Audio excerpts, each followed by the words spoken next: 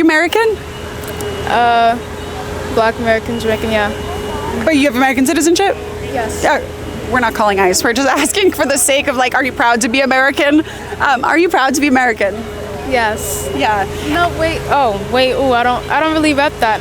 I'm gonna keep it a buck. I don't really rep that right now, especially due to what's going on politically and like in the world right now, and basically another Holocaust. I don't really rep. And not just within this country, within other countries as well. Not just the Middle East, but in Africa as well. Congo, Sudan, everywhere. And not just that. I could go on for days, but yeah. What's your question? Well, our question was if you were proud to be American, especially with all the conflicts going on in the world. No, not really. No. And how come? Because of everything that's going on. But is like Congo and Sudan our fault? Actually, a lot of this is due to American funding. A lot of funding. It's really in our tax dollars. It's going to kids being killed, innocent kids being killed, mothers being killed, somebody's grandfather killed, somebody's grandmother killed. Imagine if that was your grandmother or your grandfather. Imagine if that was your sister or your aunt. Imagine if that was your best friend. Imagine that. Now, you can sit there and say, oh, but it's not going to be me. Oh, it's not me. But one day, what if it was? Because don't think it can't ever be you. Don't think it ever can't be you. So I assume you're talking about the situation going on in Gaza with the war between Israel and Gaza? Not just that. People who think the tragedies going on to other people can't happen to them. So they just sit there. Probably sit there in their houses that they're privileged to have, me as well. And they're just like, but dumb. They're just like, ha, but I have a house. Ha, this can't happen to me. Ha, just like, yeah. So thank you. Specifically with the situation that's been happening in Gaza, we've seen a lot of people online saying that the government there, Hamas, would do a better job running the government than the Trump administration. Do you agree?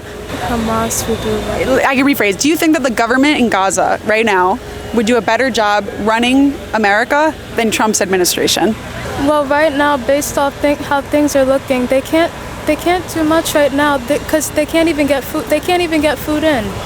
They're being controlled by somebody who wasn't even there first. So it's like, I feel it's a really sad situation. Yeah, the humanitarian aid has definitely been a very sad situation. We've seen since the beginning of the war, Hamas has been charging. There have been aid trucks going in, but Hamas has actually been taking those aid trucks and charging up to 20,000 shekels, which is about $6,000 per truck to redistribute this aid. So essentially, the aid largely from American taxpayer dollars, Red Cross dollars, wherever those come from, these aid trucks are being sent in for free, totally free, and then the government is putting them on the shelves and charging them at higher prices. So now people have to pay for free aid. Do you think that's on Hamas to make sure that the aid is getting to the actual people who are starving and need medicine in Gaza?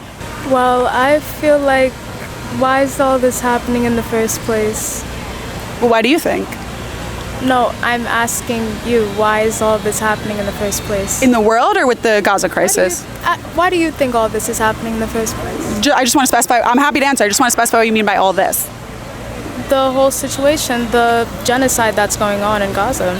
So I personally don't think it's a genocide, and I think that it started with October 7th when Hamas decided to enter Israel and murder and rape over 1,200 civilians. That's what I think, but I'm happy to hear what you think this started from. Actually, can we say that again?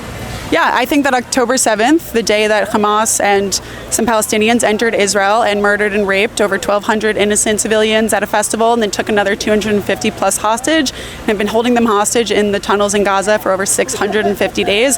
I think that's what started the current war that has been started since then between Israel and Gaza. And that's not me saying that there wasn't conflict for decades beforehand, but I do think that, since you asked, the current conflict that's going on with the humanitarian crisis, I think that's how it started. How do you think it started? I think it started way before that, ma'am, and not due to Hamas. I'm asking. I'm happy to hear your opinion on it. I want to know what you think. First off, Israel randomly came in between, I would say, around 1948 to what was Palestine at the time. And then they just started taking more bits and bits slowly, and then they isolated them from the rest of the Middle East, controlling them, and then they started controlling them, everything that they can do. But why? Well, are you aware that Israel and the IDF completely pulled out of the Gaza Strip in 2005, allowing Palestinians to have total control over Gaza? And within 2 years, they elected Hamas at their government, who has been oppressing the Palestinian people, stealing the aid from them, starving them, not allowing them to speak freely, to have their families. Are you aware that that's how Hamas got into power in Gaza?